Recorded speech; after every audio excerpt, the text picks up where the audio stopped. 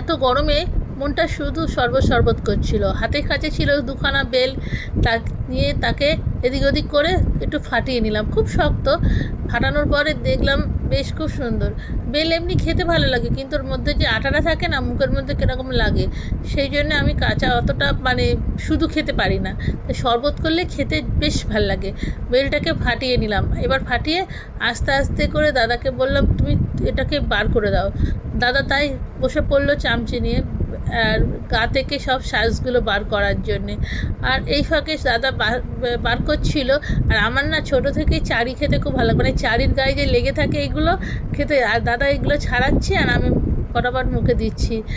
Bell খাওয়া কিন্তু পেটের পক্ষে খুব উপকার, তাই আমরা মাঝে মাঝেই শরবতটা বানিয়ে খাই।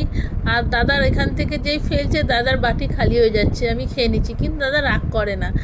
যাই হোক, বেলটাকে ছাড়িয়ে নিচ্ছে। আর ভেতরে না ভীষণ বীজগুলো থাকে না, আটা থাকে, ওইগুলো না মুখের মধ্যে কীরকম জ্বালা করে খেতে গেলে শুধু।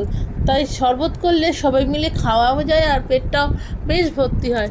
তাই দাদা ছাড়িয়ে নিতে নিতে আমি মনে করলাম যে আমার ঘরে না দই নেই, দই দিলে বেশ ভাল লাগে টক টক।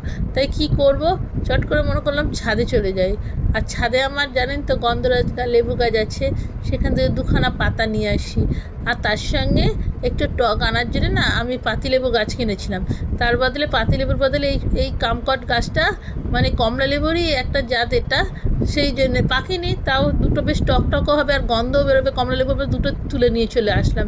আর আসার সময় দরজার পাশ থেকে এই গন্ধরাজ গাছের দুখানা পাতা ছেড়ে নিয়ে চলে এলাম। এত সুন্দর গন্ধ না, হাতে লাগলেই যেন মোমো করে গন্ধতে। এসে দেখলাম দাদার বেশ বেলটা ছাড়ানো হয়ে গেছে সব।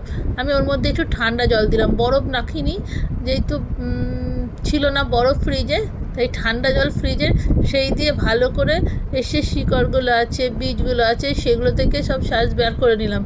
নিয়ে তাড়াতাড়ি করে আর একটু জল মিশিয়ে নিয়ে বেশ ভালো করে ওটা শরবতের মতন পাতলা করে নিলাম যাতে। আর বীজগুলো ফেলে দিলাম, নাহলে মুখে ভাসবে। আর যে লেবুগুলো নিয়ে এসেছিলাম সেগুলোকেও ছাড়িয়ে দিয়ে দিচ্ছিলাম যাতে। আর যেখান থেকে আমার ভিডিওটা দেখছেন, আমার পেজে সবাইকে স্বাগত। আর সঙ্গে থাকবেন, আমার প্রণাম নেবেন সকলেই। যাই হোক, আর ভালোবাসাও নেবেন তার সঙ্গে। লেবুগুলোকে ছাড়িয়ে নিলাম, ছোট্ট ছোট্ট কমলা, কিন্তু ভীষণ টক। আর গন্ধ পাকা হলে না একটা সুন্দর গন্ধ বেরোয়। দুখানা লেবুই রস দিয়ে দিলাম, যাতে দুটো বেল ছিল, যাতে একটু টক ভাব হয়। আর বেলটা তো এমনি মিষ্টি, তাই একটু কোনো স্বাদের তো লাগবে না একদম, নাহলে শুধু ভালো লাগবে না। লেবুর বীজগুলো ছিল সেগুলোকেও আস্তে আস্তে তুলে নেওয়ার চেষ্টা করলাম, নাহলে মুখে পড়বে। আর একটু বিট নুন দিয়ে দিলাম। এবার এমনি নুন দিতে পারতাম, কিন্তু বিট নুন ছিল যখন, বিট নুনটা গন্ধটাও ভালো লাগে, খেতেও ভালো লাগবে, নুনটাও হয়ে যাবে। বিট নুন দিলাম। গন্ধরাজ লেবুটা জেনেছিলাম ধুয়ে নিয়ে পাতাও দিয়ে দিলাম, যাতে লেবুটার গন্ধটা আগে থেকে বেরোয়। আর ঘরের গুড় ছিল, সেই গুড় আমি খানিকটা দিলাম, চিনি দিইনি, চিনির বদলে গুড়টাই ব্যবহার করছি এখন বেশি। গরমকালে শরীরটাও ঠান্ডা করে গুড়ের জল খেলে।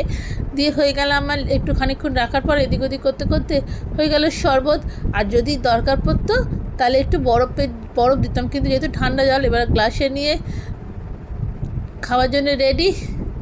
খুব সহজে আর কিন্তু খুব উপকারী বানিয়ে ফেললাম। আপনারাও বানিয়ে ফেলুন এইভাবে, খেতে কিন্তু দুর্দান্ত স্বাদ লাগছিল সত্যি। এক গ্লাস খেলে পেটটা পুরো ভরে গেল। প্রথমে দাদাকে দিলাম টেস্ট করার জন্য, দাদা একটু খেয়ে দেখুক কেমন হয়েছে, তারপরে আমাকে বলবে কেমন হয়েছে। আপনারাও বানিয়ে খান এইভাবে, কেমন লাগলো জানাবেন। খুব ভালো হয়েছে বেলের শরবত, দারুণ।